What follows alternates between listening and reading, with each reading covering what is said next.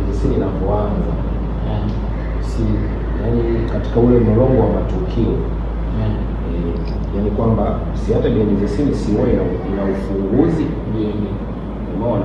Kwa hiyo hapa inakuwa ni kama utambulisho kwamba bwana huyo ni nani, ni fulani, kwa ajili ya kufanya ABCD mkutano hivi na hivi ya kwa hiyo watazamaji wetu labda tunashauri hivi na hivi. Basi baada ya hapa yanakuja kufuata yale matukio sasa, labda ya day 1 tulikwenda kutafuta location, unaona, yanafuata labda matukio ya kuonyesha jinsi tulivyotengeneza hiki question ya hapa, maswali na majibu ya hapa, yanafuata labda matukio ambayo tulikuja tukashuti ile tangazo lenyewe, changamoto na vitu vingine, alafu tukimaliza tutatengeneza tena ya kufunga ya maswali na nini majibu, ambayo ile pale inabidi hadi na director kama tukiweza inabidi kama mnaweza na nyinyi wenyewe kutekeleza. Kazi yetu imekuwa na changamoto hii, tumejifunza hiki na hiki, tuna dokumenti.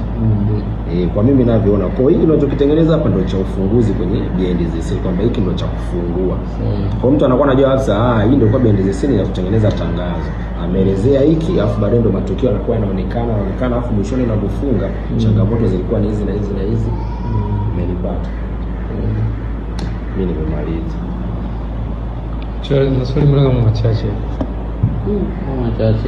Kwa BNDC yanatosha.